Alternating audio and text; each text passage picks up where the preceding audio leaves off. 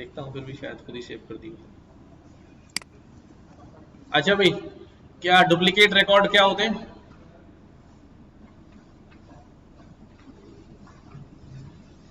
Duplicate किसे कहते हैं? हाँ, एक जैसे को कहते हैं ना, किसको कहते हैं? तो अब डेटा में हम डुप्लीकेट कैसे निकालें? डेटा डॉट डुप्लीकेटेड, कुछ जो आगे वाले बैच के उन्होंने जो कर लिया है काम, फिर भी रिवाइज कर लें। डुप्लीकेटेड डॉट सम किया तो 4 रिकॉर्ड डुप्लीकेट रिकॉर्ड है हमारे पास। कितने रिकॉर्ड हैं? अब ये डेटा मालूम कैसे करेंगे ये रिकॉर्ड है कौन से? इसी को उठा के हम किस में रख देंगे? डेटा डॉट डुप्लीकेटेड को इसमें रख देंगे। तो ये हमारे पास वो सारे रिकॉर्ड आ जाएंगे जो जिनके डुप्लीकेट रिकॉर्ड ऑलरेडी मौजूद है। ठीक है। अब अगर मुझे ऐसा डेटा चाहिए जिसमें डुप्लीकेट रिकॉर्ड ना हो तो क्या करूं?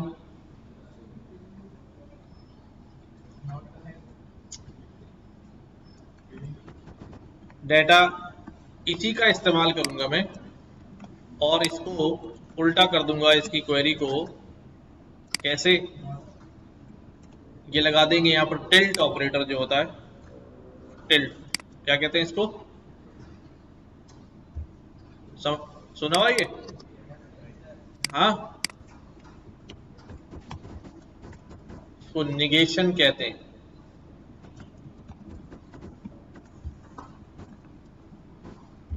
ये अपोजिट कर देता है किसी भी चीज को। ठीक है, नॉट अपोजिट कर देता है, नॉट में तब्दील कर देता है। तो ये क्वेरी क्या हो जाएगी भाई? डेटा डॉट डुप्लीकेटेड, सही है, डेटा डॉट डुप्लीकेटेड। ये पूरे डेटा में जो जो डुप्लीकेट होगा वो क्या हो जाएगा? ट्रू हो जाएगा। क्या हो जाएगा? और बाकी सब फॉल्स हो जाएगा। इसकी वजह से ये सब उल्टा हो जाएगा। जो जो ट्रू है वो क्या हो जाएंगे? फॉल्स हो जाएंगे, और जो फॉल्स है वो ट्रू हो जाएंगे। तो फिल्टर होके कौन से आएंगे? ट्रू वाले, यानी कि जो डुप्लीकेट नहीं है। ठीक है, टोटल 21 में से 4 जो है वो चले गए, बाकी ये डुप्लीकेट जो है वो फिल्टर हो गए। समझ आई ये बात? कोई और तरीका हो सकता है? एक तरीका ये हो सकता है, डेटा डॉट ड्रॉप, ये ज्यादा आसान है, ड्रॉप डुप्लीकेट इन प्लेस, पक्का ट्रू कर दूं तो ये क्या हो जाएगा? डेटा अभी ट्रू नहीं कर रहा हूं, ये फिर वही रिकॉर्ड आ गया। तो both are the valid ways कि आप इस तरह फिल्टर कर दें या फिर यूजिंग फंक्शन जो है वो कर लें। जल्दी जल्दी साथ साथ करते जाएं, शाबाश। फाइल होगी ना, याद नहीं है? ग्रुप भेज देता हूँ, एयरफोर्स शेयर पे दे देता हूँ। ग्रुप पे भेज दूं? मेरे पास दूसरा नेट है। ग्रुप पे, ग्रुप भी नहीं चल रहा है।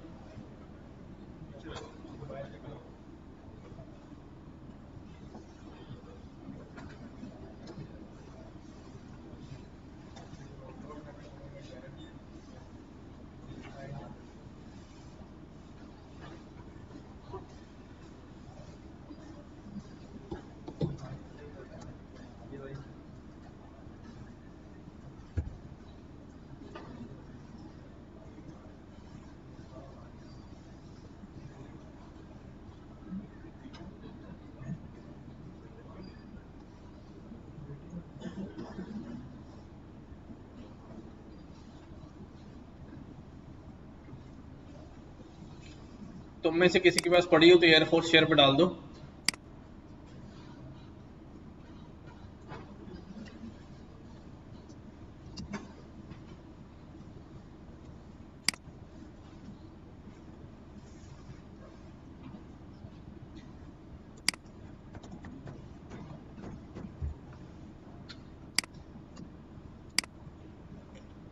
तो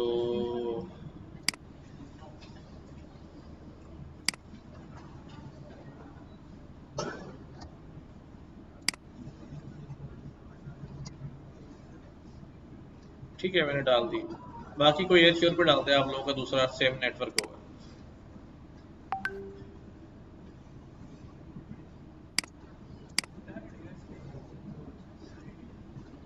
जल्दी जल्दी सेटल हो भाई, लैपटॉप निकालो फटाफट, काम शुरू करो।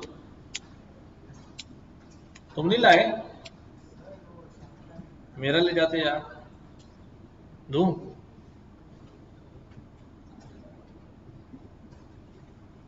ले जाओ यार।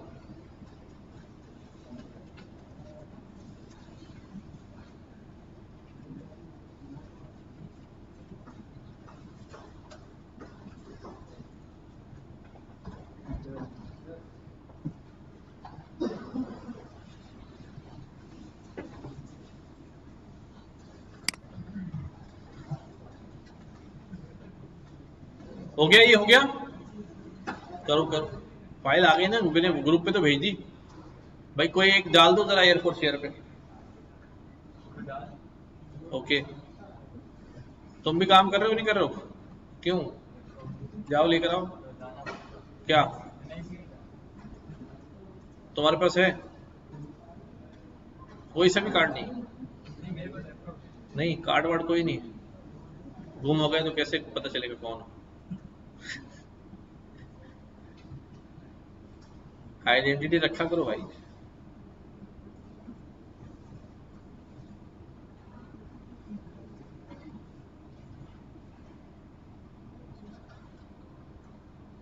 डन।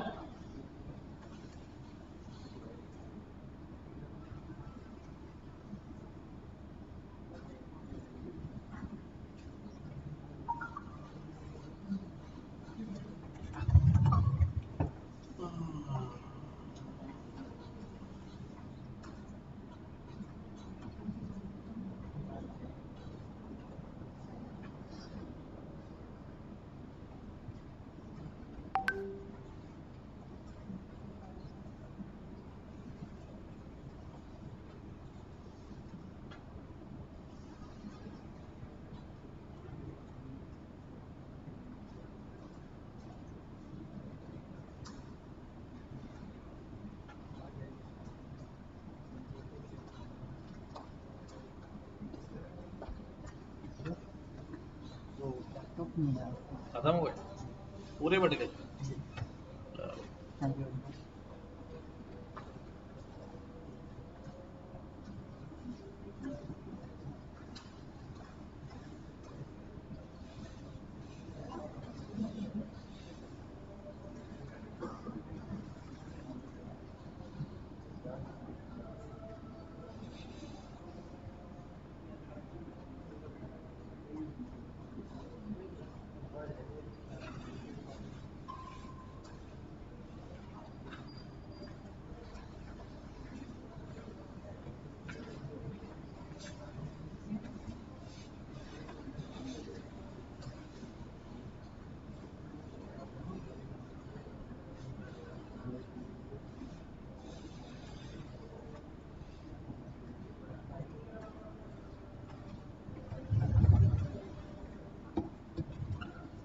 अच्छा भाई, अब डुप्लीकेट के अंदर भी हमारे पास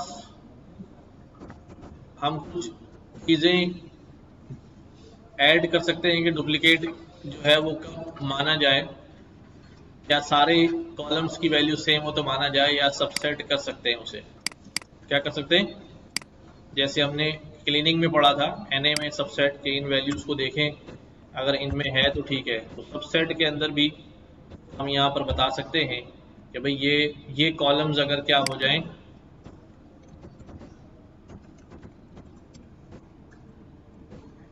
अगर मैं कहता हूँ भाई डेजिग्नेशन और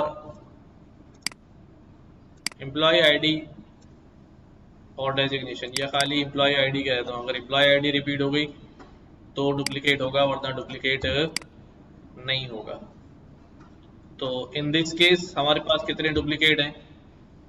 अब ये बताता है कि भाई ट्रू 1 2 3 4 5 6 7 डुप्लीकेट हैं अगर सिर्फ एम्प्लॉय आईडी को देखें। इन रिकॉर्ड को फैच करके देखते हैं। तो दीज आर द 7 रिकॉर्ड्स जिनके एम्प्लॉय आईडी जो है वो ये खुद 2 दफा यहाँ आ रहा है, 3 दफा आ रहा है, और इनके रिकॉर्ड पहले भी जो है मौजूद होंगे। यानी ये एक ही रिकॉर्ड है जो 3 दफा यहाँ नजर आ रहा है, तो इसका मतलब एक दफा पहले और आया हुआ है जो ओरिजिनल है। तो 4 रिकॉर्ड्स तो यही हो गए। तो अभी यहाँ पर हम क्राइटेरिया जो है वो क्या कर सकते हैं, मॉडिफाई कर सकते हैं कि कौन कौन से कॉलम को देखकर डुप्लीकेट होना डिसाइड करना। सही है।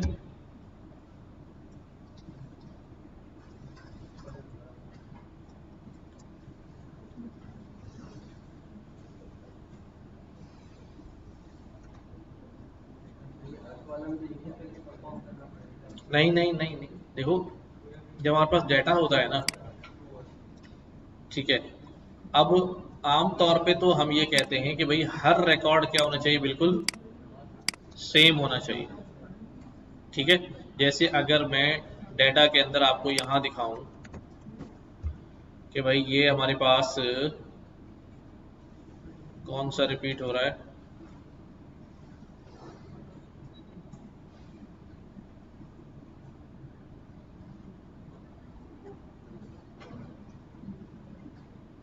वन टू, कोई बता रहे, नजर आ रहा है जरा, 9 और 12। देखो अब ये बिल्कुल क्या है, बिल्कुल सेम है। ठीक है, लेकिन सीरियल नंबर जो है ना क्या हुआ है,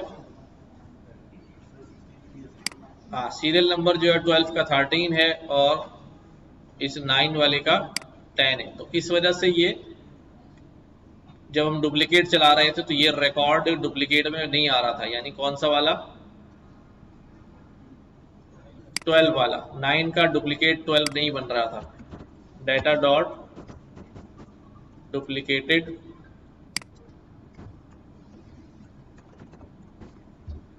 ठीक है, नहीं आ रहा। क्यों नहीं आ रहा, क्योंकि अभी वो हर चीज को देख रहा है, तो बाकी रिकॉर्ड तो सेम है लेकिन सीरियल नंबर क्या हुआ है, उसका 9 है और इसका 12 है। इस एक वैल्यू की वजह से वो डुप्लीकेट नहीं माना जा रहा। हम ये कह रहे हैं कि भाई ठीक है, आप सारे वैल्यूज को ना देखो, सिर्फ आप देखो किसको, अगर किसी की एम्प्लॉय आईडी मैच कर गई है तो उस रिकॉर्ड को क्या मालूम, यानी अब सबको नहीं देखेगा वो, यानी एम्प्लॉय आईडी की वैल्यू को मैच करेगा बस। अगर मैं यहाँ क्राइटेरिया बढ़ा दूं, एम्प्लॉय आईडी भी देखो और उसका डेजिग्नेशन भी देखो, ये दोनों देखना बस, इनमें अगर दोनों में वैल्यू मैच हो रही है तो क्या हो जाएगा भाई, हो जाएगा। अब ये डेजिग्नेशन क्या रहेगा, TI। तो अब देखो ये एम्प्लॉय आईडी और डेजिग्नेशन इनमें क्या हो रहे हैं, रिपीट हो रहे हैं। बाकी हो रहे हैं या नहीं हो रहे वो छोड़ देगा, उसकी तरफ तवज्जो नहीं देगा। ठीक है, अच्छा हमारे पास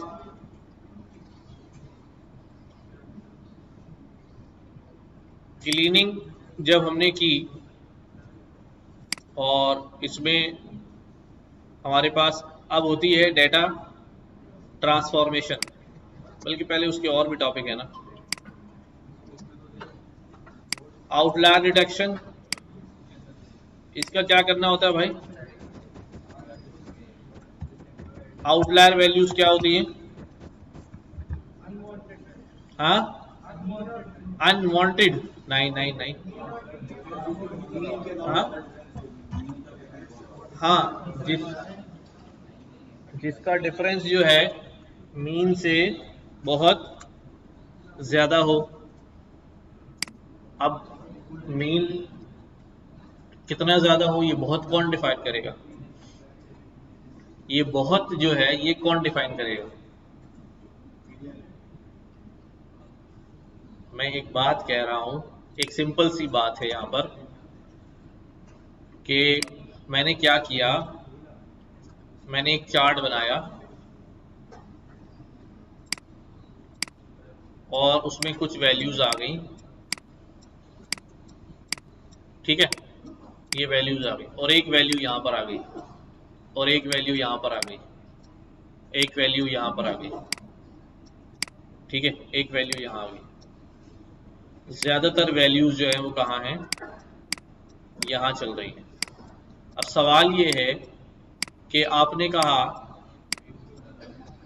कहा कि जो और मैं ये कह रहा हूं भाई कि भाई इसका जो मीन पॉइंट है वो ये है, ठीक है। और बाय डेफिनेशन हम क्या कह रहे हैं, जो मीन से क्या हो, बल्कि मैं ऐसे करके मीन लगा दूं, ये मीन वैल्यू आ गई। हमने कहा जो मीन से दूर होगा वो क्या होगा भाई, आउटलायर होगा। सही है, मीन से जो दूर होगा वो आउटलायर होगा। अच्छा, अगर मैं ना मानूं कि ये मीन से दूर है, आपको दूर लग रहा है, मुझे तो नहीं लग रहा। सवाल ये है कि कितना दूर होगा तो उसको आउटलायर मानेंगे। आपको दूर लग रहा है, मुझे नहीं लग रहा, हम तो लड़ते रहेंगे इसी पे, मेरा आउटलायर है या नहीं है। इसका मतलब है there must be some formula, some empirical calculation के जिसके ऊपर हम फिर एतराज नहीं कर सके। ठीक है, तो आउटलायर डिटेक्ट करने के लिए जब आउटलायर, अब ये फैसला हम कहते हैं कि भाई मैथमेटिक्स पे ही छोड़ देते हैं, स्टैटिस्टिक्स पे ही छोड़ देते हैं कि वही बताएगी कैलकुलेट करके कि ये आउटलायर है या नहीं। दो तरह से आउटलायर डिटेक्ट होते हैं। ठीक है, एक डिटेक्ट होता है यूजिंग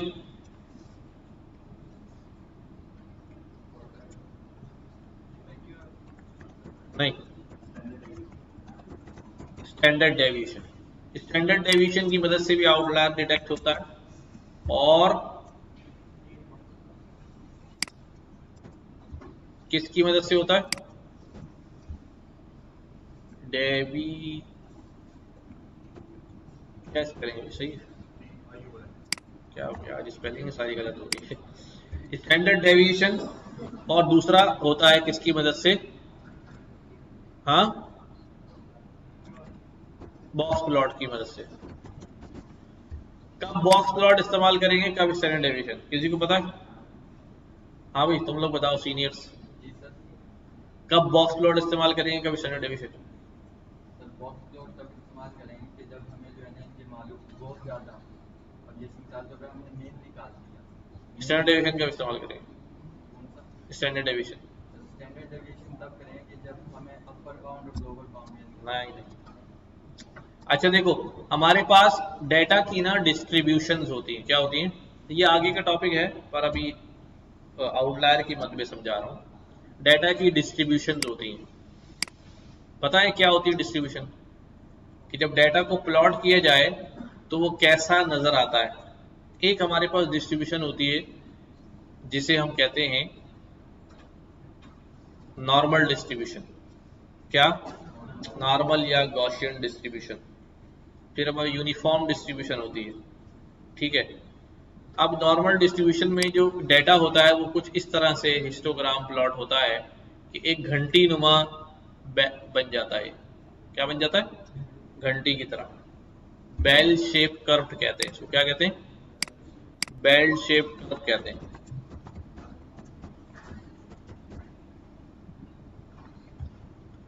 लाइक दिस, इस तरह से जो हमारा डेटा है। हो गया टाइम, हाँ चलो भाई, चलो चलो भाई उठ जाओ नमाज के लिए, फिर वापस आके करते हैं।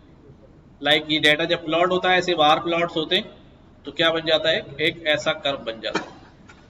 ठीक है, चलो आके बनाएंगे जो भी कर्व वर्व है। तो आउटलायर जो है, ये बेसिक बहस चलेगी कि भाई कौन सा आउटलायर है और कौन सा आउटलायर नहीं है। और उसके लिए हमारी बात ये हो रही थी कि दो तरह से हम आउटलायर इस्तेमाल करते हैं, डिटेक्ट करते हैं, फिल्टर करते हैं यूजिंग बॉक्स प्लॉट और स्टैंडर्ड डेविएशन। तो सवाल मेरा ये था कि दोनों की चॉइस कब होगी, कब ये लगाएंगे। तो हम डिस्ट्रीब्यूशन की बात कर रहे थे। ये जो डिस्ट्रीब्यूशन होती है बेल शेप डिस्ट्रीब्यूशन, इसको नॉर्मल डिस्ट्रीब्यूशन कहते हैं। क्या कहते हैं, नॉर्मल डिस्ट्रीब्यूशन कहते हैं। और जब डेटा नॉर्मली डिस्ट्रीब्यूटेड हो तो इन दैट केस हम स्टैंडर्ड डेविएशन से भी उसका आउटलायर निकाल सकते हैं। अब यहाँ एक सवाल है पूछ लो व्हाट इज स्टैंडर्ड डेविएशन।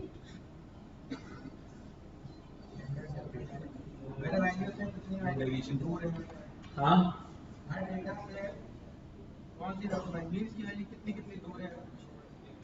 ठीक है, और किसी को पता है स्टैंडर्ड डेविएशन क्या होता है?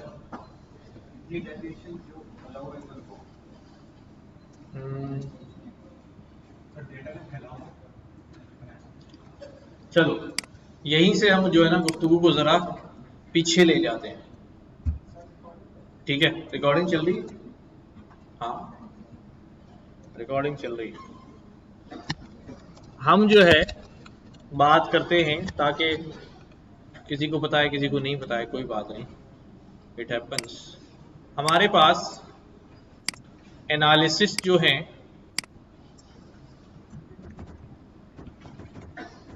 एनालिसिस जो है वो दो तरह से हम कर लेते हैं, ठीक है? हाँ कौन कौन सा? यूनिवेरिएट एनालिसिस और बाईवेरिएट एनालिसिस और मल्टीवेरिएट एनालिसिस। जी ठीक है, यूनिवेरिएट एनालिसिस, बाईवेरिएट एनालिसिस और मल्टीवेरिएट। अब ये मुश्किल मुश्किल नाम क्या है, इनके आसान नाम क्या है? यूनिवेरिएट, वेरी का मतलब है वेरिएबल, यूनि का मतलब है एक। तो जब यूनिवेरिएट एनालिसिस करते हैं तो हम क्या करते हैं भाई? एक फीचर को एनालिसिस करते हैं, सिर्फ किसको? यानी अब डेटा में एज लिखी हुई है, सैलरी लिखी हुई है, डेजिग्नेशन लिखा हुआ है, बट मैं सिर्फ किसको एनालिसिस कर रहा हूँ? एज को एनालिसिस कर रहा हूँ, या डेजिग्नेशन को कर रहा हूँ, या सैलरी को कर रहा हूँ। एक वक्त में एक पर काम कर रहा हूँ तो उसको क्या कहते हैं कि मैं यूनिवेरिएट एनालिसिस कर रहा हूँ। और अगर एक से ज्यादा बढ़ के कितने हो जाएं? दो फीचर्स हो जाएं तो फिर कितने होते हैं भाई? फिर उसको हम क्या कहते हैं? बाईवेरिएट एनालिसिस कहते हैं, ठीक है? दो फीचर्स हो जाएं तो बाईवेरिएट एनालिसिस कहते हैं, और दो फीचर से ज्यादा एक हो जाएं, ठीक है, 2+ हो तो फिर मल्टीवेरिएट एनालिसिस कहलाता है, राइट? इतनी बात समझ आ रही? अच्छा, जब यूनिवेरिएट एनालिसिस करते हैं तो यूनिवेरिएट एनालिसिस में हम क्या क्या करते हैं, ठीक है? क्या क्या किया हमने यूनिवेरिएट एनालिसिस में? हमने उसका मीन निकाला कभी, और क्या किया भाई? हमने मॉड निकाला और मीडियन निकाला, मिन निकाला, मैक्स निकाला, और हम उसका वेरिएंस निकालते हैं, हम उसका स्टैंडर्ड डेविएशन निकालते हैं, ठीक है? हम भी निकालते हैं, ठीक है? लेकिन ये मिन, मैक्स और सम और वेरिएंस और स्टैंडर्ड डेविएशन, इनके लिए लाजमी है कि कॉलम न्यूमेरिक होना चाहिए। अगर वो यूनिवेरिएट एनालिसिस कर रहे हैं, वो कैटेगोरिकल है, तो फिर चीज़ें चेंज हो जाएंगी, उसमें मीडियन आ जाएगा, उसके अंदर दूसरी चीज़ें आ जाएंगी, ठीक है? ये सारी चीज़ें आपको याद होगा। क्या मैं किसी दो कॉलम का मीन एक साथ निकाला है कभी? हम, इसका मतलब हर दफा हम एक ही कॉलम पे काम कर रहे थे, तो दैट वाज यूनिवेरिएट एक्चुअली। और जब हम कहते हैं बाईवेरिएट एनालिसिस की बात करते हैं, दो की बात करते हैं, तो यहां पर दो में क्या क्या एनालिसिस होते हैं? दो की जब हम बात करते हैं तो हमारे पास क्या होता है अभी? अब लेकिन पहले इसकी बात कर लें हम, इसकी, कि ये जो हमने यहां लिखे हैं इसमें से कितनी चीजें हमें पता है। मीन हमें पता है क्या होता है? सही से नहीं पता, जरा बताओ। मीन होता है, एवरेज होता है। एवरेज तो उसका दूसरा ही नाम होता है। एक्चुअल में मीन क्या होता है? सर मीन का मतलब होता है कि यानी कि एक तो ज़्यादा वैल्यू और एक कम वैल्यू, यानी कि इतनी वैल्यू के इसके करीब कौन सी ज़्यादा है, इनके सबसे ज़्यादा वैल्यू मिड वैल्यू को मिड वैल्यू को तो हम मीडियन कहते हैं।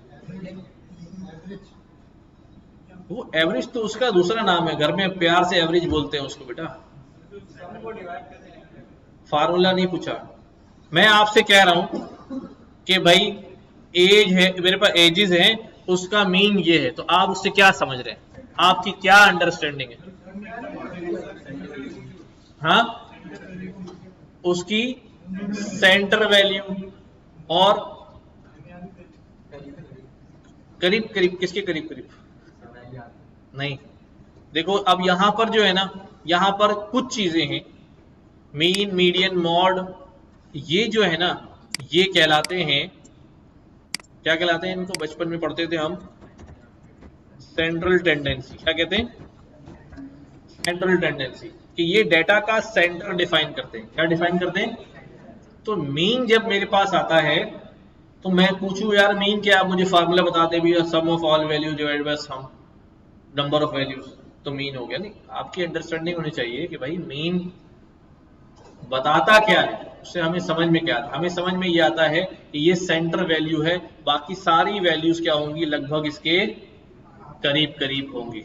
समझ में आएगी बात? कि अगर मैं कह रहा हूँ मीन एज जो है वो 18 साल है यहाँ बैठे हुए तमाम लोगों की, तो इसका मतलब ये है कि ज्यादातर एजेस जो है वो क्या होंगी, 18 के करीब होंगी। अब यहीं से बात चलेगी आगे, देखो पकड़ना जरा। अब यहां पर ये मीन तो हो गया, ठीक है, मिन मैक्स नॉर्मल वैल्यूज हैं, इसको सेंट्रल टेंडेंसी कहते हैं। और ये जो दो है ना, इनको हम क्या कहते हैं?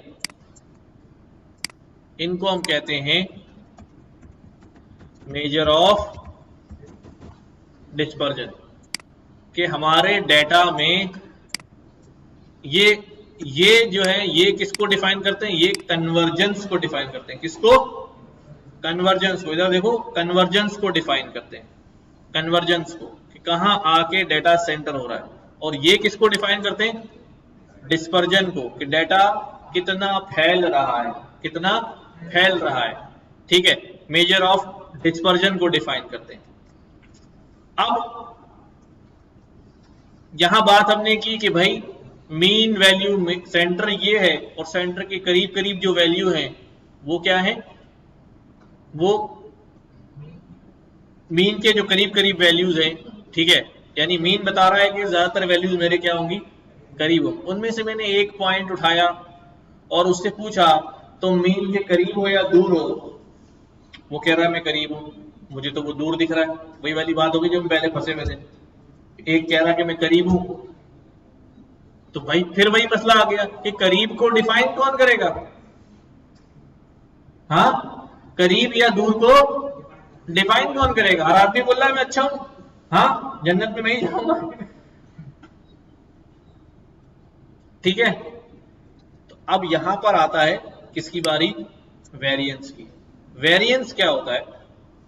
वेरिएंस आपको ये बताता है कि डेटा मीन से कितना वेरी कर रहा है। डेटा यानी मेरे पास 50 लोगों की एजेस हो, मैंने मीन निकाल लिया, मैं एक एज पे हाथ रखूं तो जो मीन से उसका डिफरेंस है वो क्या कहलाता है? वेरिएंस कहलाता है। मीन से जो उसका डिफरेंस है वो क्या कहलाएगा? वेरिएंस कहलाएगा। यानी कि यूं करके ये हमारे पास मीन लाइन आ गई और एक पॉइंट यहां पर है, तो अब मीन लाइन से ये जितना भी डिस्टेंस है ये क्या कहलाएगा? इसका वेरिएंस कहलाएगा, वेरिएंस कहलाएगा। ऐसे अगर बहुत सारे पॉइंट्स हों, यहां हो, यहां हो, यहां हो, यहां हो, यहां हो, यहां हो, यहां हो, तो हर एक पॉइंट मीन से क्या है भाई? थोड़ा थोड़ा दूर है। कुछ पॉइंट्स मीन के ऊपर भी हैं, हो सकते हैं बिल्कुल। ठीक है, हर एक पॉइंट मीन से क्या है भाई? थोड़ा थोड़ा क्या हो रहा है? दूर भी हो रहा है। तो हम क्या करेंगे? हम सारे वेरिएंस कैलकुलेट करेंगे, हर एक पॉइंट का वेरिएंस क्या करेंगे भाई? कैलकुलेट करेंगे, और इनका क्या निकाल लेंगे भाई? मीन निकाल लेंगे। तो जो वेरिएंस का मीन निकलता है उसे क्या कहते हैं? Standard deviation. क्या कहते हैं? Standard deviation. तो बाय मैथमेटिकल फॉर्मूला डेफिनेशन क्या है कि एवरेज ऑफ वेरिएंस क्या है? Standard deviation. अब इतने सारे पॉइंट हैं, मैं हर एक पॉइंट का वेरिएंस बताता रहूं। सुनो बात तवज्जो से, इनको तो देखते रहते हो यार। हमें हर एक पॉइंट का वेरिएंस बताता रहूं कि ये पॉइंट इतना दूर है, ये पॉइंट इतना दूर है, ये पॉइंट इतना दूर है। मैं क्या बताऊंगा? स्टैंडर्ड डेविएशन बताऊंगा कि मीन ये है सुनो बात गौर से, मीन एज कितनी है 20 साल है और स्टैंडर्ड डेविएशन कितना आ रहा है 3 आ रहा है। तो इसका मतलब क्या है, ज्यादातर एजेस क्या होंगी, या तो 23 तक है या फिर 17 तक, इससे बाहर नहीं है। तो बाउंड्री डिफाइन हो गई कि मीन से 23 और मीन से 17 ड्यू टू स्टैंडर्ड डेविएशन। अब उससे बाहर जो वैल्यूज होंगी वो सारी की सारी आउटलायर वैल्यूज होंगी। समझ गए? एक सवाल है यहां पर, अगर आपके पास अदिल भाई, अगर आपके पास 50 लाख रुपए आ जाए और आपको वो इन्वेस्ट कर दें, ठीक है, और आपके पास 5 कंपनीज के ऑप्शन हो, एक कंपनी कह रही है हम आपको महीने जो है ना 50,000 रुपए जो है वो 1 लाख रुपए प्रॉफिट देंगे, एक कंपनी कह रही है हम आपको 1.5 लाख रुपए प्रॉफिट देंगे, और एक कंपनी कह रही है हम आपको 1.25 लाख रुपए प्रॉफिट देंगे, और एक कंपनी कह रही है हम आपको 75,000 रुपए प्रॉफिट देंगे। तो किसके साथ बिजनेस करोगे? 1.5 लाख वाले के साथ बिजनेस करोगे? किसके साथ करोगे? अभी बात वही आ रही है ना। अब मसला ये है कि जब कंपनी ने अगर किसी दिन या किसी महीने क्या किया 2 लाख प्रॉफिट दे दिया, तो वह अखबार में क्या छापते हैं भाई कि हम तो मैक्सिमम कितना प्रॉफिट देते हैं। क्या वो हमेशा 2 लाख देते? नहीं, पता चला कि भाई एक दिन 2 लाख दे दिया था और अगले महीने यहां पहुंचा दिया। तो अब क्या हुआ, मीन ये है, स्टैंडर्ड डेविएशन क्या है भाई, इतना हाई है, तो चांसेस क्या है, या तो बड़ी लंबी जंप मारोगे या फिर धड़ाम से नीचे गिरोगे। तो खाली एक उसको देख के फैसला नहीं कर सकते, बल्कि हम क्या देखेंगे, स्टैंडर्ड डेविएशन कितना है, स्टैंडर्ड डेविएशन कितना आ रहा है। समझ रहे हो कि भाई ज्यादा से ज्यादा कितना गया और कम से कम कितना गया। जिसका कंसिस्टेंट होगा वो ज्यादा अच्छा है? वो खिलाड़ी जो 20 मैचेस खेल के 2 सेंचुरियां बना के टीम में शामिल हो जाए और 18 मैचेस में 10 से नीचे रन बनाए, और एक वो खिलाड़ी जो हर मैच में 40-45 रन बना रहा है, कौन अच्छा है? क्योंकि उस पर कॉन्फिडेंस है आपको, वो 40 तो बनाएगा ही बनाएगा, इस पे कॉन्फिडेंस नहीं है, ये चल गया तो चांद तक वरना शाम तक। समझ रहे हो बात? ये फर्क होता है। तो स्टैंडर्ड डेविएशन हमें इस तरह क्या कर लेता है भाई, हेल्प करता है कि भाई अगर सस्टेन हो रहा है, कंसिस्टेंट है, तो वो मार्जिन ऑफ प्रॉफिट जो है चांसेस है कि उतना तो मिलना ही मिलना। चलो इन्वेस्ट करवाना कह रहा है, इन्वेस्ट करा दो, 50 लाख है।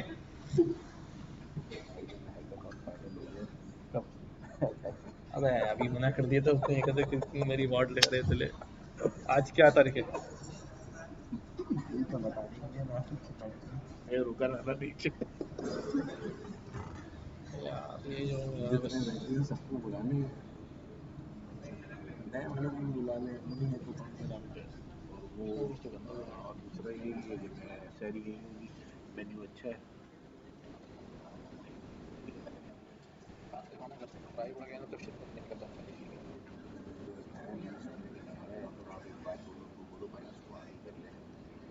10 बजे से लेकर टाइम ही नहीं हो, कम से कम इनको ये बोलेंगे भाई चलो देखते हैं नीचे क्या होता है।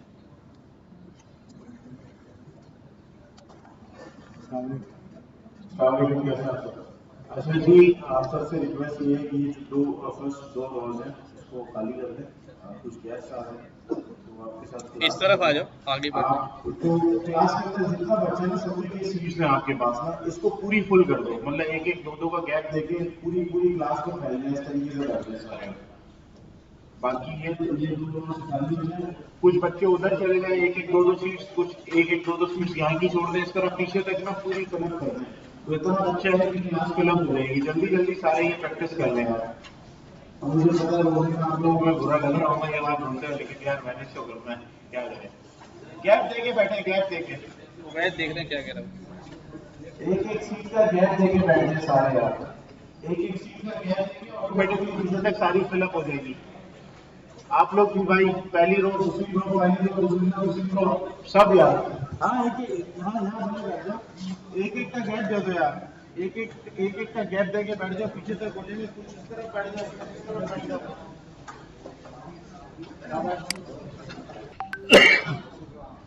तो स्टैंडर्ड डेविएशन वाली बात समझ आ गई। डिस्पर्जन को बताता है कि एवरेज डिस्पर्जन कितना है, ठीक है। अब हम बात कर रहे थे कहां पर कि हमारे पास जो नॉर्मल डिस्ट्रीब्यूशन होती है, अगर डेटा नॉर्मली डिस्ट्रीब्यूटेड है तो हम यहां से भी आउटलायर्स जो है वो निकाल सकते हैं। और ये बेसिकली जब नॉर्मल डिस्ट्रीब्यूशन होता है, सब सुन रहे हैं, जब data normally distribution perfect normal distribution होता है तो डेटा का मीन, मीडियन, मॉड तीनों क्या होते हैं, सेम होते हैं। जब डेटा क्या होता है, परफेक्टली नॉर्मली डिस्ट्रीब्यूटेड होता है। या ऐसा हमेशा होता नहीं है, थोड़ा बहुत वेरिएशन होता है, उसको एब्जॉर्ब कर लेते हैं, कोई बात नहीं। लगभग क्या हो जाता है, नॉर्मली डिस्ट्रीब्यूटेड हो जाता है।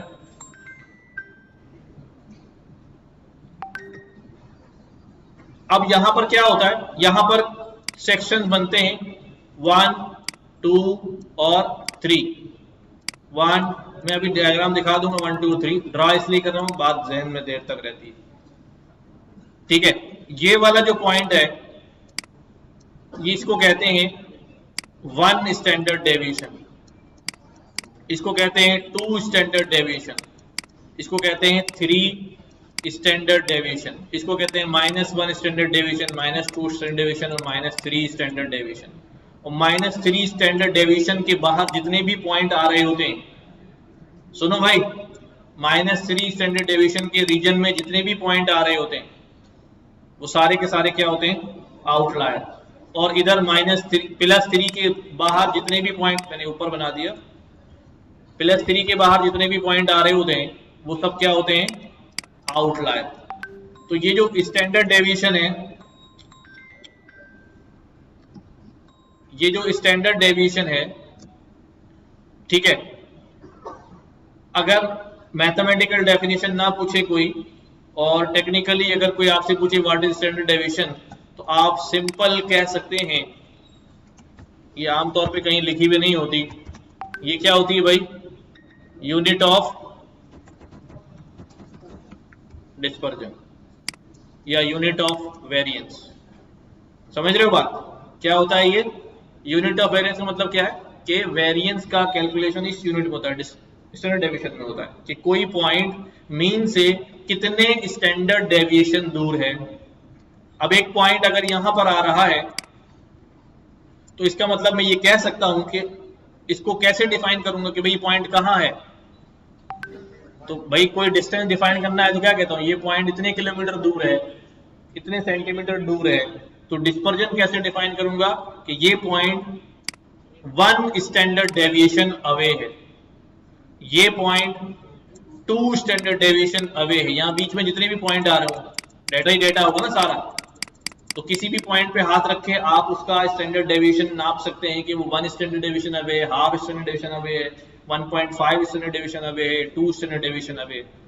समझ रहे बात। तो इसीलिए स्टैंडर्ड डेविएशन को हम क्या कह देते हैं, कभी यूनिट ऑफ डिस्पर्जन कह देते हैं, उसकी एक्चुअल डेफिनेशन।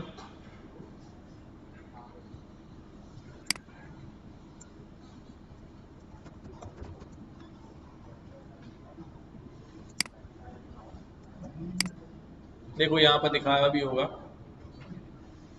ये देखो। और एक चीज और यहां पर सीखते जाओ, ये जो साइन बना हुआ है ना, म्यू का साइन, ये मीन है, और ये सिग्मा जो बना हुआ है ये स्टैंडर्ड डेविएशन है।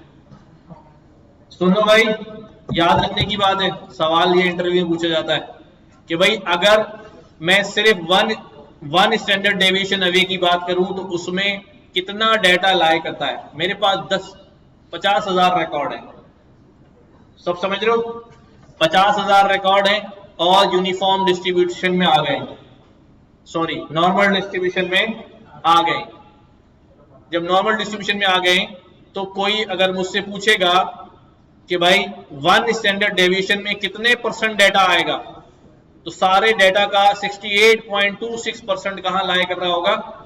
ये स्टैंडर्ड है, ये कैलकुलेटेड बात है, ठीक है। और जब मैं रीजन बढ़ाऊंगा 2 स्टैंडर्ड डेविएशन पे आऊंगा तो कितना डेटा कवर हो जाएगा?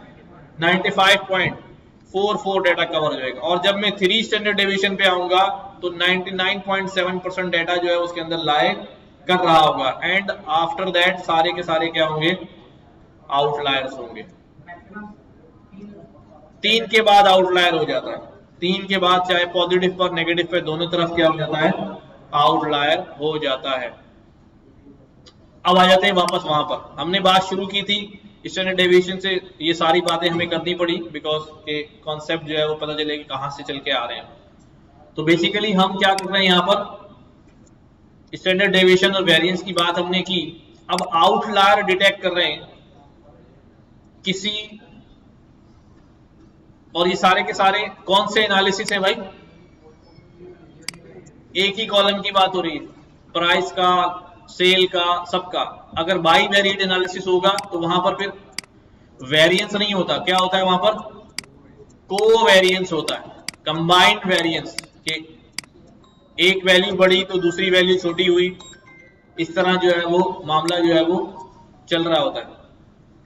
और कोवेरिएंस के साथ फिर यहां पर कोरिलेशन होता है, नाम सुनिए होंगे सबने, we will study it later. तो आ जाते हैं यहां पर। अब यहां पर जो आउटलायर डिटेक्ट करना है, अब मुझे कैसे पता चलेगा कि मेरा जो ये एज वाला डेटा है नॉर्मल डिस्ट्रीब्यूशन है या नहीं है? अगर मैं जानना चाहूं तो प्लॉट करना पड़ेगा मुझे, या मुझे क्या करना पड़ेगा? इनके मीन मीडियन मॉड निकाल के देखने पड़ेंगे। अगर ये तीनों इक्वल आ रहे हैं तो इसका मतलब डाटा क्या है? नॉर्मली डिस्ट्रीब्यूटेड है। या फिर प्लॉट करके देख लूं कि डाटा नॉर्मल डिस्ट्रीब्यूशन में है या नहीं है। अगर नहीं है और मुझे डाटा पे काम उसी अंदाज में करना है जिस अंदाज में डाटा नॉर्मल डिस्ट्रीब्यूशन में होता है, तो हम डाटा को नॉर्मलाइज खुद करते हैं। क्या करते हैं? डाटा को नॉर्मलाइज खुद करते हैं। कैसे करते हैं डाटा को नॉर्मलाइज? हाँ, डाटा पॉइंट माइनस जो भी डाटा पॉइंट है minus mean of the value divided by standard deviation. जब ये अप्लाई करते हैं इसको जी स्कोर कहते हैं। एक नई वैल्यू आ जाती है नॉर्मलाइज होने के बाद, और जब ये सारे डाटा पे अप्लाई करते हैं तो हमारा डाटा क्या हो जाता है?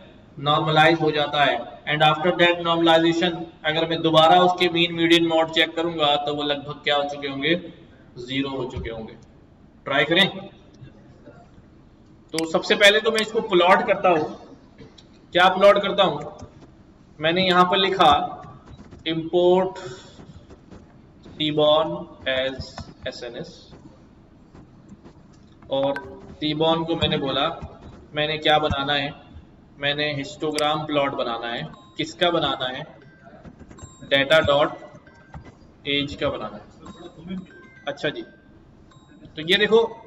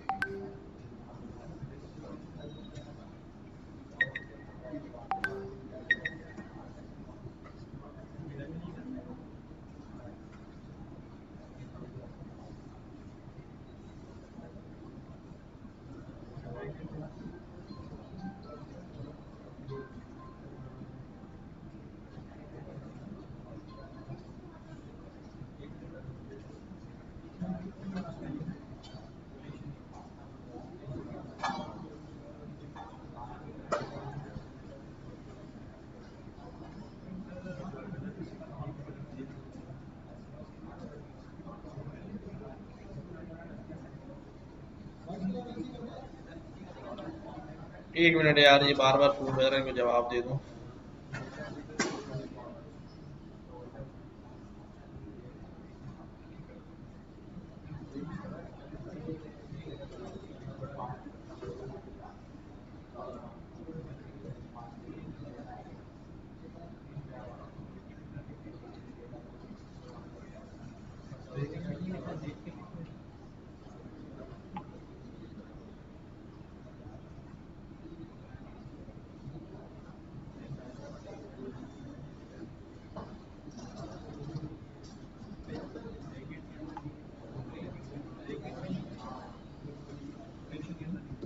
अच्छा, अब ये कहीं से भी नॉर्मली डिस्ट्रीब्यूटेड नहीं लग रहा।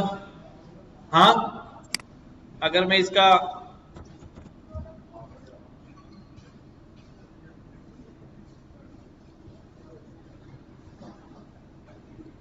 कर्नल डेंसिटी HKDE इसकी लाइन ड्रॉ कर लूं तो इसकी लाइन यूं आ रही है, कहीं से भी बेल शेप नहीं बन रहा है ना, तो ये नॉर्मली डिस्ट्रीब्यूटेड तो नहीं है। क्या करें, इसका नॉर्मलाइजेशन करके देखें। वैसे इसकी हम चेक भी करते हैं कि डेटा डॉट एज इसका मीन क्या है। हाँ, मीन क्या है पूरा ही काम कर लेते हैं ना, जब डिस्कस किया है तो। मीन, मीडियन और मॉड, ये मीन आ रहा है, ये मीडियन आ रहा है और ये मॉड आ रहा है।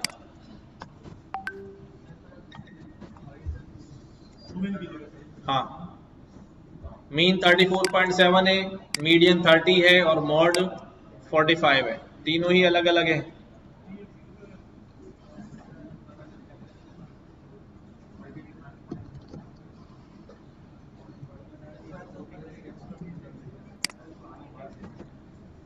ये सिर्फ प्लॉट किया मैंने, SNS डॉट हिस्टोग्राम प्लॉट।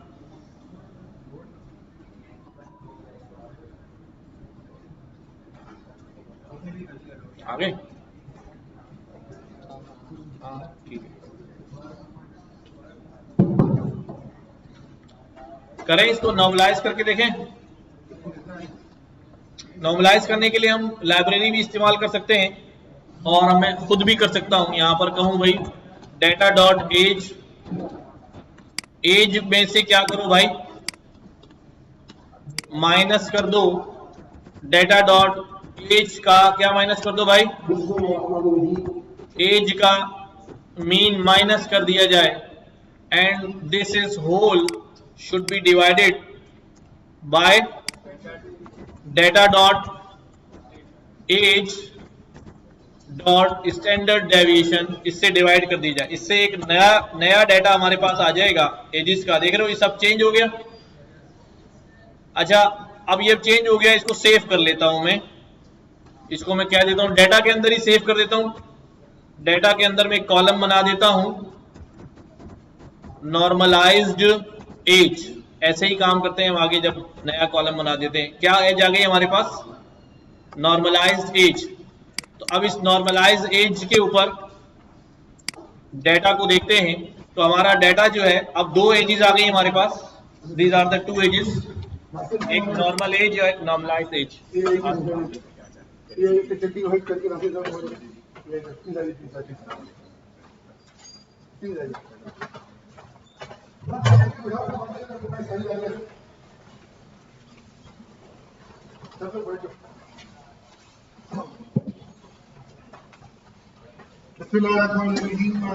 हमारे तमाम, अच्छा भाई, हमने एक, फिर बताओ,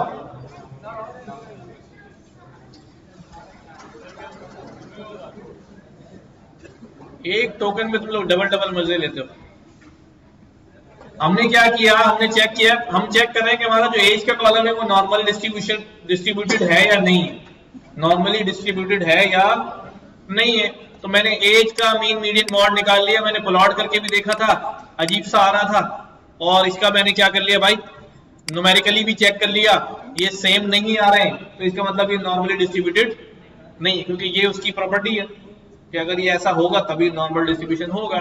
तो मैंने क्या किया, मुझे याद था एक फार्मूला के नॉर्मल डिस्ट्रीब्यूशन हम कैसे बनाते हैं, नॉर्मलाइज कैसे करते हैं भाई, डेटा को माइनस कर दो डेटा के मीन से और स्टैंडर्ड डेविएशन से क्या कर दो, डिवाइड कर दो। तो ये क्या बन जाता है हमारे पास,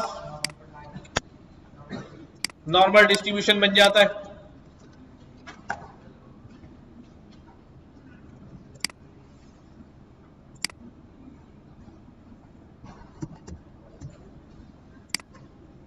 ये हमारे पास जो है इसका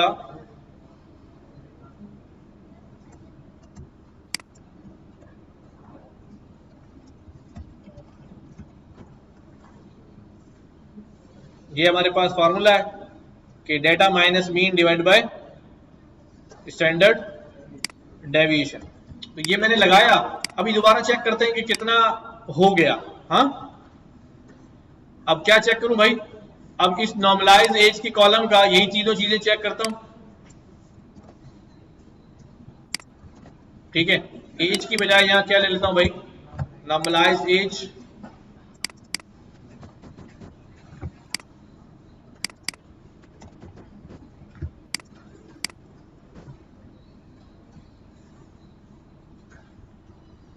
कितना आ रहा है भाई, ये बिल्कुल 0 हो गया। ठीक है, मीन 0 और ये नेगेटिव में 0.5 और ये भी 1. अब हमारे पास अच्छा इसकी ये कौन सी प्रॉपर्टी को फॉलो कर रहा है, ये कह रहा है कोई मीन 0 हो जाता है लेकिन मीडियन थोड़ा आउट है, स्टैंडर्ड डेविएशन 1 हो जाता है। स्टैंडर्ड डेविएशन निकाल के चेक कर लेते हैं।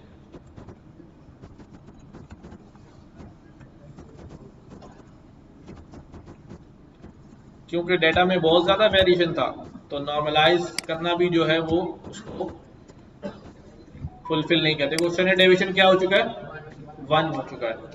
ठीक है, जब हम नॉर्मलाइजेशन करते हैं तो मीन क्या हो जाता है 0, ये 3.06 10⁻⁻16 है। क्या है, माइनस, तो लगभग क्या है ये 0.00000000 के बाद जो है ना वो नंबर आया, तो ये 0 ही है।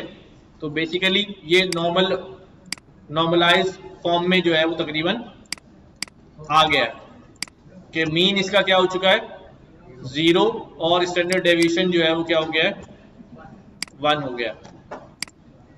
समझ गए ये बात। अब हम क्या करते हैं, अगर मैं इसी डेटा को प्लॉट करके देखूं कैसा दिखता है, तो सीबॉर्न से बोलता हूं भाई क्या कर दो, इस प्लॉट कर दो इसका डेटा डॉट नॉर्मलाइज्ड एज और इसका केडीई जो है वो ये कर्नल डेंसिटी एस्टिमेटर होता है, इसको ट्रू कर दो। तो अभी शक्ल देखते हैं कैसी आ रही, नॉर्मलाइज एज ही लिया है ना हमने। हाँ,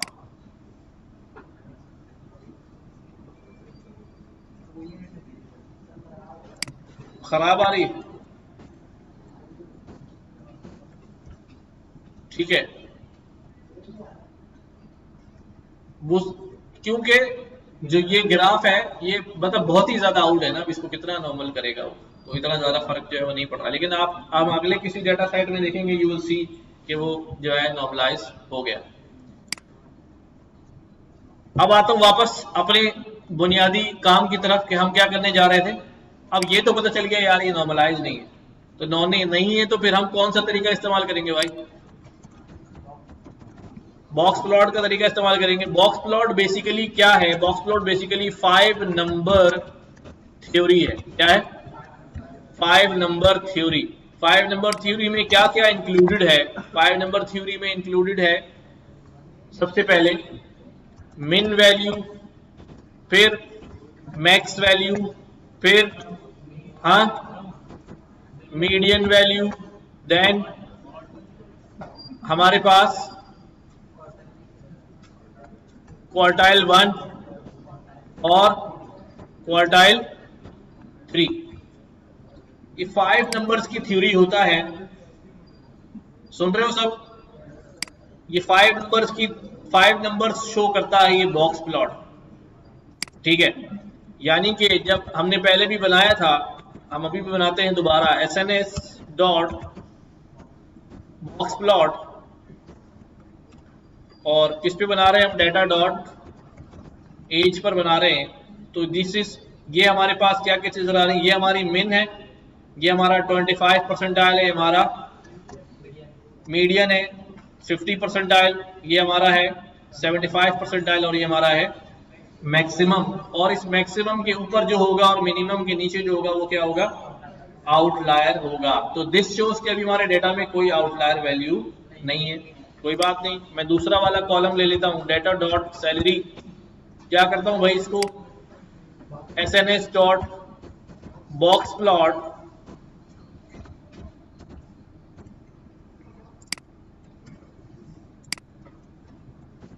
इसमें नजर आ रहे हैं हमें 2 आउटलायर ना, सही है। अच्छा, यहां लगे हाथों बॉक्स प्लॉट की बात कर लेते हैं कि बॉक्स प्लॉट या वॉयलिंग प्लॉट नाम आपने सुने होंगे, I hope so. Box plot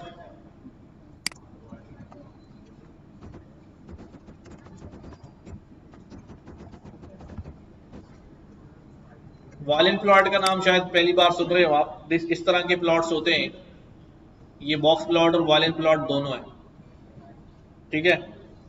we will study letter के वॉयलिंग प्लॉट हम कब इस्तेमाल करते हैं, बॉक्स प्लॉट। अभी जो बॉक्स प्लॉट है ये इसमें कितने बॉक्स नजर आ रहे हैं, 4 बॉक्सेस नजर आ रहे हैं। देखो बॉक्स प्लॉट हम ज्यादातर इस्तेमाल करते हैं जब हम डेटा की डिस्ट्रीब्यूशन को, कंपैरेटिव डिस्ट्रीब्यूशन को स्टडी कर रहे होते हैं। वर्ड क्या है कि मेरा एक बॉक्स प्लॉट तो मुझे एक एज के बारे में बता रहा है कि भाई इसका मेरे ये ना परसेंटाइल इतना आ रहा है, 25 परसेंटाइल इतना आ रहा है। परसेंटाइल का वर्ड क्लियर है सबको? What is percentile? Percentile percentile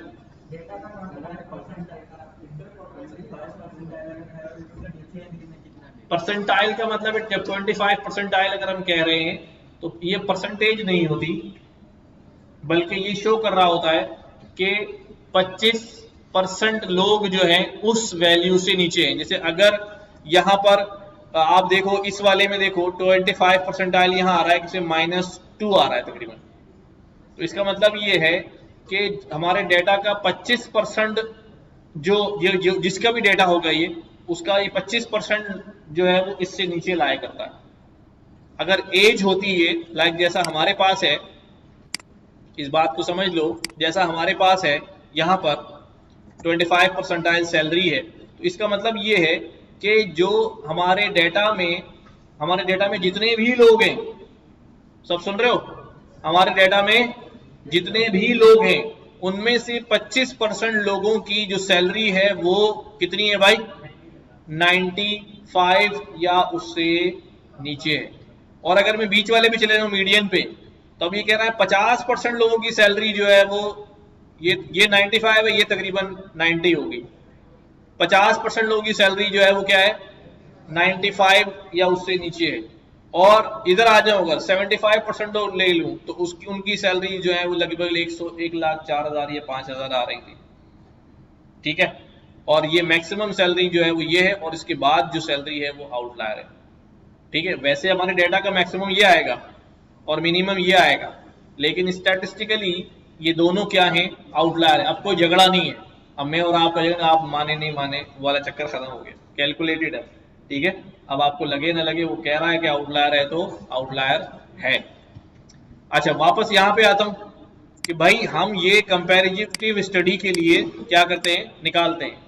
अब फॉर एग्जांपल मेरे पास 4 डिपार्टमेंट हैं, क्या कितने डिपार्टमेंट हैं, ये यूज केस सुन लो, आएगा ये कभी करना पड़ जाएगा।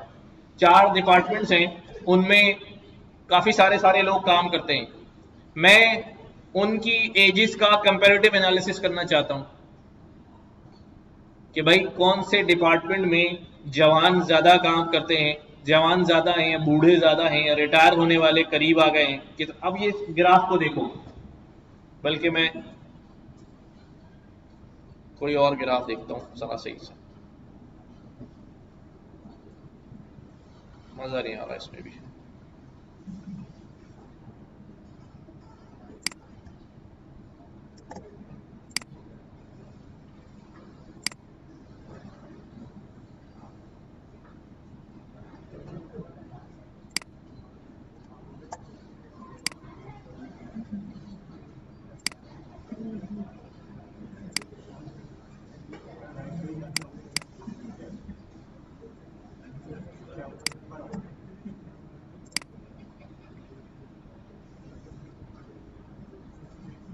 ये नजर आ रहा, देखो नजर आ रहा सबको। तो अब फॉर एग्जांपल ये वाला डिपार्टमेंट है, तो ये डिपार्टमेंट से क्या पता लग रहा है कि भाई इसमें, अब देखो चारों डिपार्टमेंट का एनालिसिस एक साथ आ गया।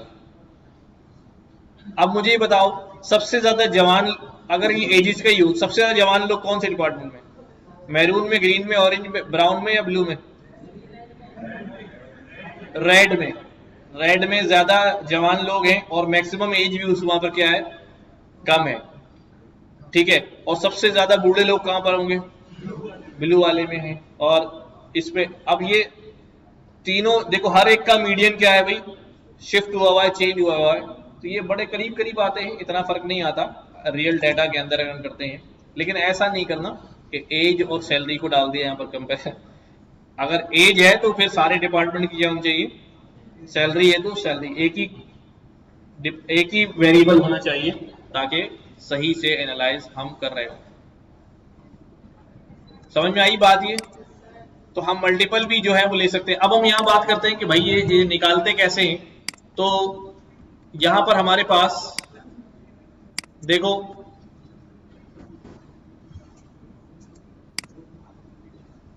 मैंने ये इमेज कॉपी किया और यहां पर मार्कडाउन मोड में पेस्ट कर दिया। ये इमेज नजर आ रहा है सबको? है? अब सही है? ये क्या बता रहा है, जरा पढ़ो कि भाई मीडियन ये है 25, ये है 75, ये है, इस 75 के नीचे क्या है, मिनिमम है, मिनिमम से पीछे जो है वो कौन है, और मैक्सिमम से आगे जो है वो कौन है, आउटलायर है। मैक्सिमम निकालने का तरीका क्या है, ये फार्मूला लिखा हुआ है। मिनिमम निकालने का फार्मूला क्या है, ये लिखा हुआ है। सही है? इसी को इंप्लीमेंट करें। चलो अब इसी को इंप्लीमेंट करते हैं। हमें क्या चाहिए, हमें मिनिमम और मैक्सिमम की वैल्यू चाहिए ताकि हम देख सकें उससे बाहर कौन है और उससे अंदर कौन है। तो क्या करते हैं, भी हमारे पास सबसे पहले मिनिमम मैक्सिमम निकालने का फार्मूला जो है, देखो जरा, मिनिमम का फार्मूला क्या है अभी, 21 minus 1.5 into inter quartile range. अभी बात करता हूं ये क्या है, मल्टीप्लाई साइन लगा देते हैं, ठीक है। और मैक्सिमम क्या है, सब तवज्जो यहां रहे भाई, बातों में लगे रहोगे फिर मजा नहीं आएगा। मैक्सिमम क्या है अभी, Q3 प्लस बाकी यही रहेगा, ठीक है। मिनिमम और मैक्सिमम इससे निकल आएगा, लेकिन इसको निकालने के लिए मुझे Q1 भी चाहिए, Q3 भी चाहिए और IQR भी चाहिए। समझ गए? तो मैं ऊपर सेल में क्या निकालता हूं, Q1 क्या होता है, 25 परसेंटाइल। तो मैं यहां क्या देता हूं, PD डॉट क्वार्टाइल, नंपाई से भी निकाल लो, और इसको बता देता हूं कौन सा डेटा है अभी, डेटा डॉट सैलरी है, डेटा डॉट सैलरी ये वाला डेटा है। और कितना निकालना है भाई, 0.25 Q1 निकाल दो। क्वार्टाइल है, क्वांटाइल है, क्वांटाइल है, क्यों भाई,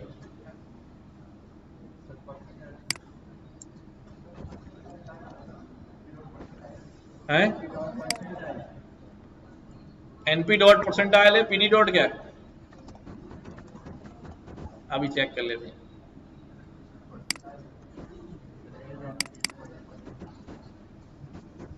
NP डॉट परसेंटाइल, अरे यार, तो Q1 ने बताया NAN, क्यों है NAN, क्योंकि डेटा में अगर एक भी NAN होगा तो उसके साथ अगर कुछ भी प्लस माइनस करोगे, डिवाइड करोगे, सबको क्या कर देगा वो, तबाशुदा। तो फिर पहले क्या करना पड़ेगा, पहले मुझे क्या करना पड़ेगा भी, डेटा डॉट, जल्दी से कर देता हूं, सबको पता ही है कैसे करते हैं, फिल NA, किससे फिल करूं भाई, अभी डायरेक्ट ही कर देता हूं यार, डेटा डॉट सैलरी पे काम कर रहे हैं ना, अभी काम बढ़ा नहीं रहे बस। Data dot salary dot fill NA, किससे फिल कर दूं भाई, data dot salary dot outlier मौजूद है तो मीडियन से करेंगे, ये पढ़ा था ना। और परमानेंट कर देंगे। अब ये 45,000 आ रहा है Q1, ठीक है, तो Q3 भी निकाल देते हैं हाथ के हाथ। Q3 कितना होगा भाई, 75 परसेंटाइल होगा, तो Q1, Q3 ये आ गया, Q1, Q3 25, 75, दोनों 45 क्यों आ रहा है यार, कुछ गड़बड़ है?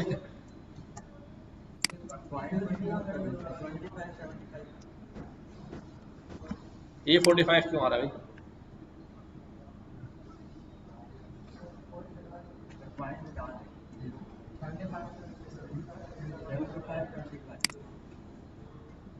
डायरेक्ट लिख दो,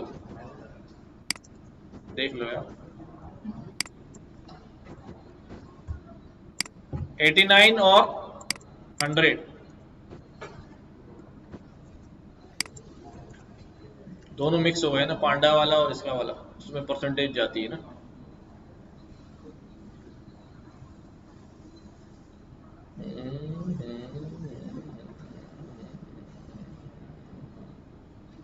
डेटा 50% है, सही है, डेटा 50% है, ठीक है।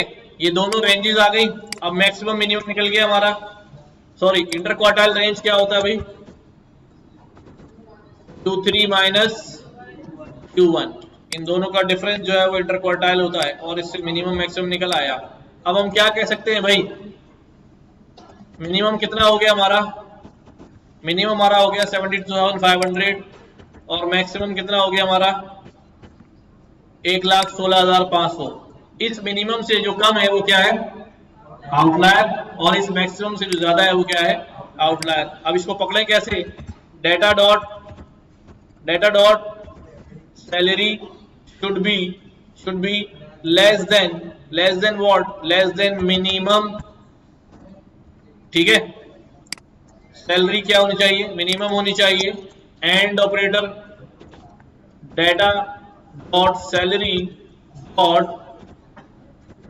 सैलरी क्या होनी चाहिए, ग्रेटर देन क्या होनी चाहिए भाई, मैक्सिमम होनी चाहिए। अगर ये दोनों आउटलायर वाली वैल्यूज ही होंगी, इसको फिल्टर कर लेते हैं, ठीक है। कोई भी नहीं आ रहा भाई इस रेंज में, क्यों नहीं आ रहा, देखो यहां पर जब मैंने इसको फिल एन कर दिया, तो मैं दोबारा इसका बॉक्स प्लॉट बनाता हूं, SNS dot box plot data dot salary. अब हमारे पास भाई कुछ गड़बड़ लग रही है मुझे, ये देखो सैलरी अब 3-4 आउटलायर दिखा दिए, लेकिन यहां पर कुछ गड़बड़ दिखा रहा है, मैच नहीं खा रहा।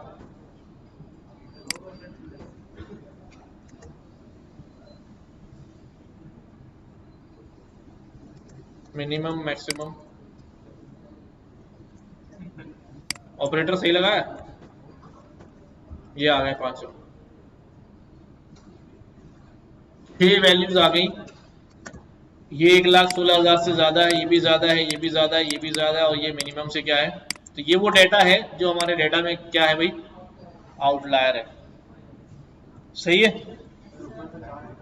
किधर, एक आध और होगी इसके पीछे कहीं, आप लोग अपने पास रन करो, देखो क्या आता है, जल्दी से करो इस काम को।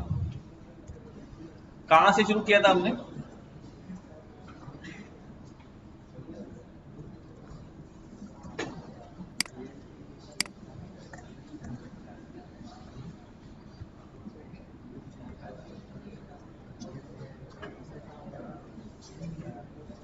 क्या हो गया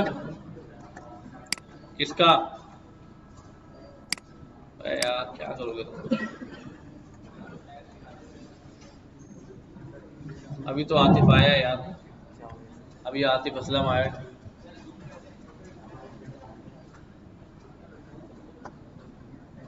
सही है। सो के उठ के सब यहीं आके जवाइयां ले रहे हैं यार। जमाई वाले को शक्ल देखो तो खुद को भी जमाई आने लगती है।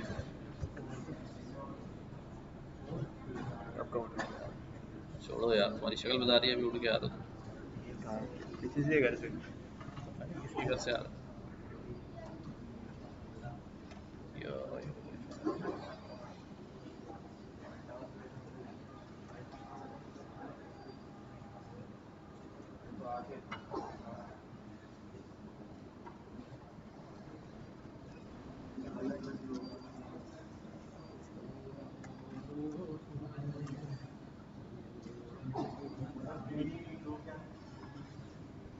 KDE होता है कर्नल डेंसिटी एस्टिमेशन। क्या होता है? Kernel density estimation.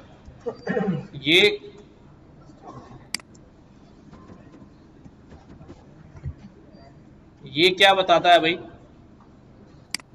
A non-parameter used for estimate the probability density function of a random variable। यानी ये एस्टिमेटेड करके उसको ग्राफ को क्या कर देता है? स्मूथ कर देता है। क्या कर देता है? स्मूथ कर देता है। तो इसने भी जो है इस तरह जो भी ग्राफ होगा कर्नल डेंसिटी एस्टिमेशन जो है उसको स्मूथ कर्व बना देगा। लाइन प्लॉट में नहीं, ये हिस्टोग्राम पे बनता है। इसका पूरी कैलकुलेशन है, मैथमेटिक्स है लंबी सारी, मल्टीवेरिएट में और पाई वेरिएट में, तब जाके ग्राफ निकलता है। बट हमारे पास डायरेक्ट पैरामीटर D1 है। अब ये आ रहा है ना इस तरह से, ये इसका कर्नल डेंसिटी लगाएंगे तो ये इसको ऐसे स्मूथ बना देगा।